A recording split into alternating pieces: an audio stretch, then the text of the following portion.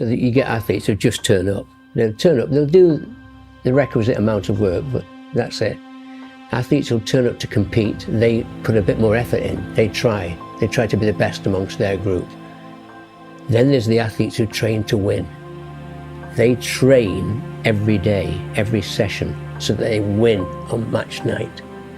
And then there are just those very few players who train to dominate. They train so hard that winning is inevitable on race night. I think you give it your best shot. It's a bit like Rocky 1, 2 and 3. You go out there, you prepare, and you give it your best shot. And that's what we said today. We had a team meeting. We said we're going to give it our best shot. And my 3 questions are, what do you want? How badly do you want it? And how much are you willing to suffer? And very often, everything revolves around the first question, what do you want? Because a lot of people are unclear what they want from life. They don't sit down and think through. We are writing our own life story every day, and yet we don't think about it. Who do we want to be? Where do we want to live? What life do we want to lead? When we've finished our life, come to the end of our life and look back, what do we want to say that we've done?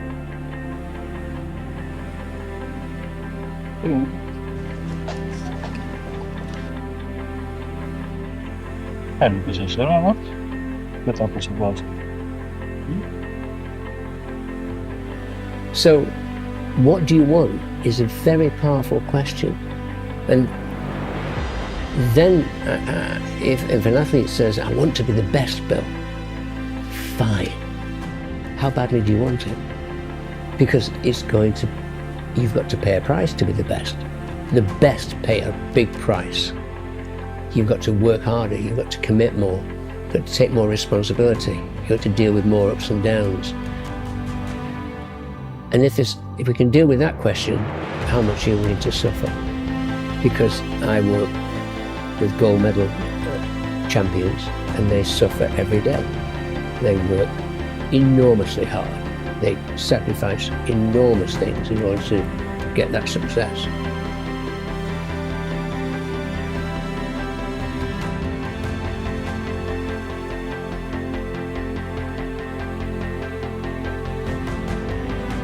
I wake up every morning and don't let the old man in. And that's life. We wake up every morning and make a decision who we're going to be.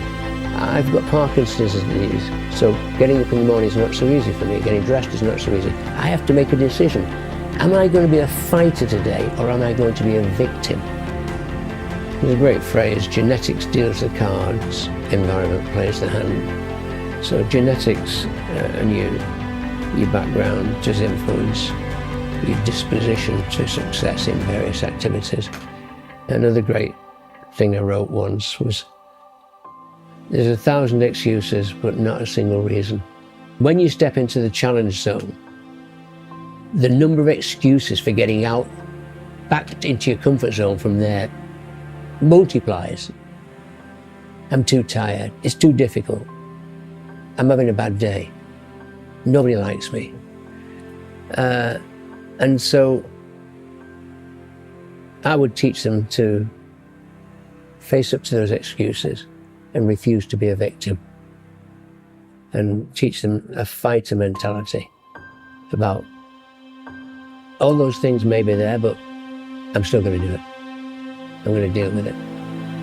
So 1,000 excuses, but not one reason not to achieve. And even if you don't achieve at the highest level, you may not have the same genetic disposition as somebody else. But there's an awful lot of players playing in the Premier League football in this country who are B for talent, not quite as genetically superior, but A for attitude. And attitude is something anybody can have, anybody.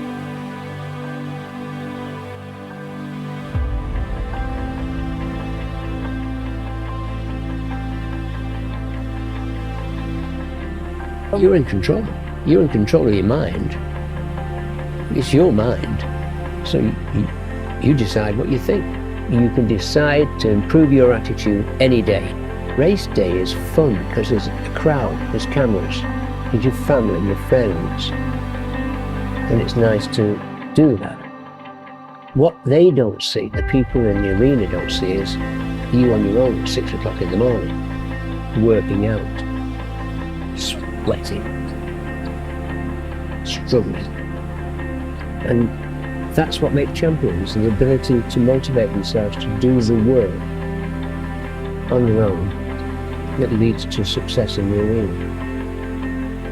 There's the physical element. You've got to take care of your strength, speed, stamina, nutrition, sleep, health. There's the technical element. And then you've got to have the tactical intelligence to compete, follow a plan, know your position on the field, know how you relate to the members of the team, know how to deal with certain situations in the game, 1-0 up or 1-0 down.